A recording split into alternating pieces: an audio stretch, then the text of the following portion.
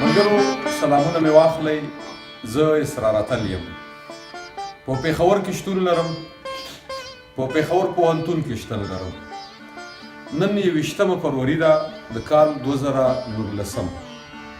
لکه د نورو کلونو په څیر سږ کال هم د مورنو ژبو د نړیوالې ورځې په توګه په ټوله نړۍ کې دغه ورځ نمانځلی کیږي.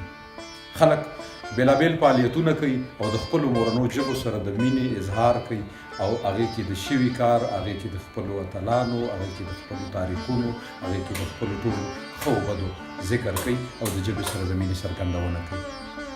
نننۍ ورځ په دغه اړه ډېره مهمه ده په پېښور کې، چې پېښور هم د پښتنو مرکز دی لکه د کابل، او دلته د پښتو په اړه موږ د تاریخ ډېرې ریښې لیدې شو چې دغه ژبه مو سره را روانه ده او دغه ژوند مو سره را روان دی. غواړو به چې د ژبې په حواله د اندیش شمس القمر بابا څو خبرې چې د ژبې په اړه یې کړي لا هم مینوالو اورېدونکو پښتنو ته نه دي رسېدلې. د خپلو خبرو پر ځای د هغې خبرې تاسو سره شریکې کړم. د هغې نه علاوه زموږ وتلو جرنلسټانو څه خبرې کړي دي، سلیم صافي صاحب خبرې کړي دي، هغه ستاسو سره شریکوو. خوشحاله یو چې په دغه مبارکه ورځ، په دغه بختوره ورځ چې د ژبو د حقونو دپاره پکې نړیوالو تنظیمونو څه دایرې راښکلې، هغې ته یې څه حقونه ورکړل چې ژبې دې خوږې وساتلی شي، په ژبو دې کار وشي، ژبې دې ژوندۍ وساتلی شي. پښتو ژبه هم له هغه لرغونو ژبو ده چې یو اوږد تاریخ لري. ډاکټر صاحب اظهار لرو په دغه ورځ د ځان سره.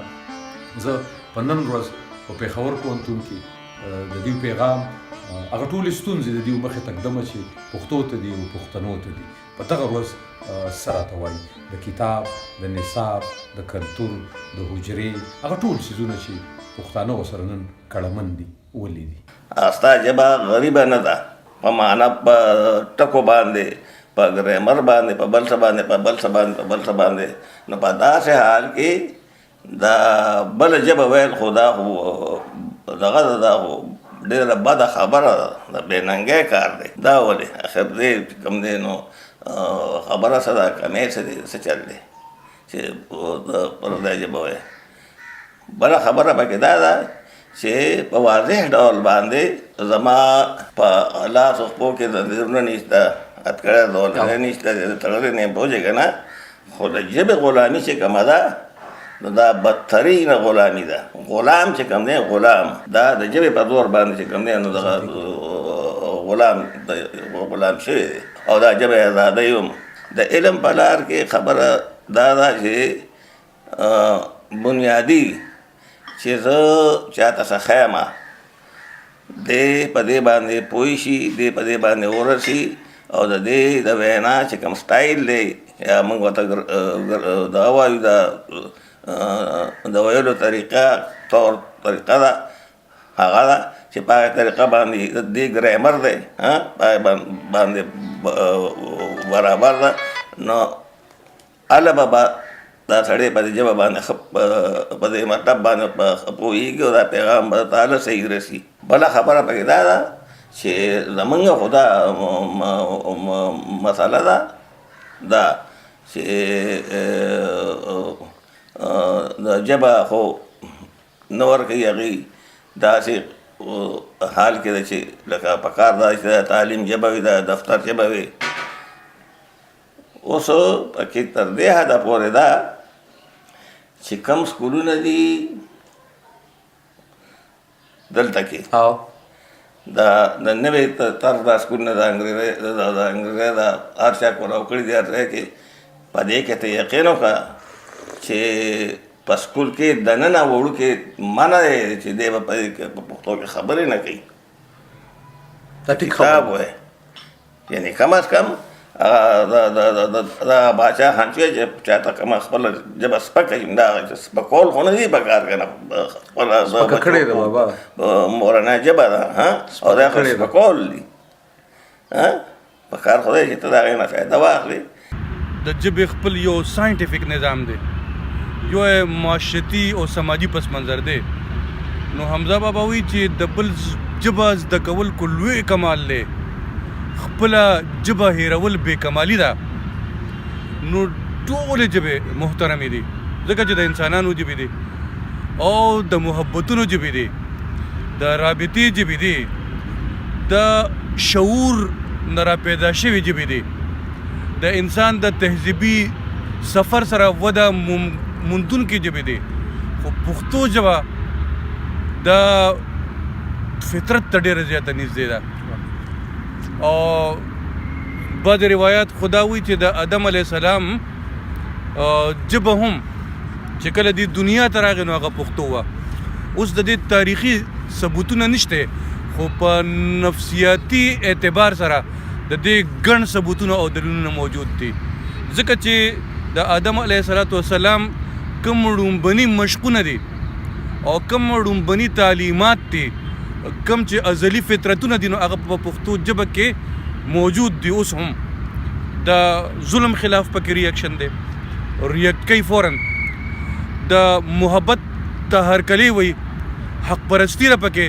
نو دا ژبې چې کومې دي نو دا پخپله نه پیدا کېږي، دا په وینه کې دننه موجودې وي. الله تعالی خو وایي وعلم آدم الاسماء کلها. نو علماء کرام وایي چې دا اسماء صرف نومونه نه دي، د دې نه مراد ژبې دي او د ژبې معانی دي.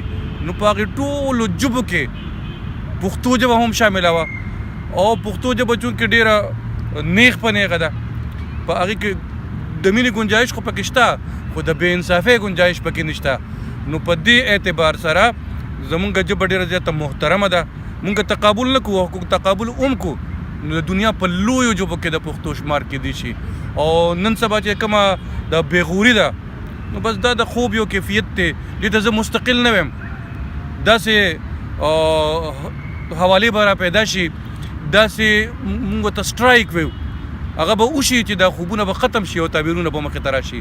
خو پښتو ژبه به روانه وي، خپل سفر به کوي د غرونو سره، د هواګانو سره، د خوشبو سره، د تاریخ سره، د تمدن سره، د تهذیب سره. په یو مرحله باندې هم دا وروسته نه پاتې کېږي. نو دې ډېر لوی شاندار مستقبل دی. اتل صاحب، زما خپل یار عباسین صاحب یو شعر به زه تاسو ته ووایم چې نفرتونه د حالاتو پیداوار دي، بې د مینې بل څه نشته په انسان کې. نو دا د عباسین صاحب پیغام نه دی، دا زمونږ د دې ژبې پیغام دی، دا زمونږ د کلچر پیغام دی، او دا زمونږ رواج چې دی نو په دې کې هغه غلې شوی دی. نو دا کوم غیر فطري رکاوټونه چې پیدا کېږي زمونږ ژبه کې دومره حرکت شته چې دا به د ځان سره یوسي او انسان به ډېر محفوظ پاتې شي. اول خدا ده چې د بده مرغه په دې سیمه کې او په دې ملک کې چې څنګه نن سبا پښتانه او نور د پاکستان چې کمزوري قامونه دي، هغوی د محرومو ښکار دي، هغوی د عدم توجه ښکار دي. نو دغه راز پښتو ژبه هم د دغه څیزونو ښکار ده، او په هغې کې د حکومتونو غلطیانې هم دي، او په خپله باندې د پښتو ویونکي غلطیانې هم پکې دي، د دې ځای د قام پرستو سیاسي لیډرانو غلطیانې هم پکې دي، او تر کافي حده پورې به په دې کې د لیکوالانو او شاعرانو ادیبانو غلطیانې هم وي. خو دا د چې دنیا کې دا خبره ثابته شوې ده چې کم قام هم ترقی کړې ده، نو هغې کې زیاتره د خپلې ژبې په ذریعه باندې کړې ده. که موږ د چین مثال ته وګورو، که موږ د جاپان مثال ته وګورو، که موږ د ترکي مثال ته وګورو، او د بده مرغه په پاکستان کې اول انګریزي ویل فیشن دی، بیا اردو خو بهرحال یو ضرورت هم دی. نو زه خو دا وایم چې که چېرې موږ مخکې تلل غواړو نو د هغې دپاره باید موږ ټولو مورنو ژبو له، یوازې پښتو له نه، بلکې د دې چې کومې مورنۍ ژبې دي، که سرایکي ده، که سندي ده، که بلوچي ده، که پنجابي ده، باید چې هغې ټولو له مناسب مقام او ځای ورکړل شي. شخصا هر پښتون څومره حق ادا کړی دی. که دغه نن ورځ موږ لږ دې ژبې ته تم شو، فکر وکړو، دا وایو لیکو، موږ څومره لولو څومره وایو، په دې باندې ستاسو څه نظر به وي؟ زما په خیال خو زما په شمول یو پښتون هم د پښتو ژبې حق نه دی ادا کړی، او ځکه نن پښتو یتیمه ده.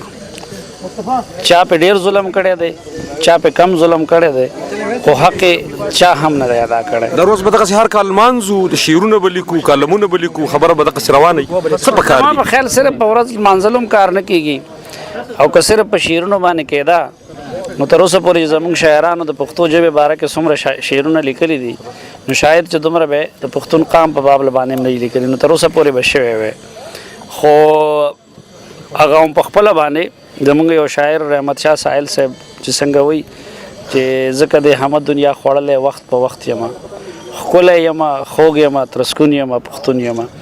نو بس مونږ که څوک مخالف هم دي نو هغوی ته مونږ د خپل ژبې خوړل هم اسان کړي او ترسکون کړي دي او د پښتون قام خوړل هم ورته ترسکون کړي او اسان کړي دي. ملګرو اظهار صاحب، سلیم صافي صاحب، اندیش بابا، څوک شته څوک نشته، مونږ به هم یو یا به نه یو، دغه ژبه به وي، د دې ویونکي به وي.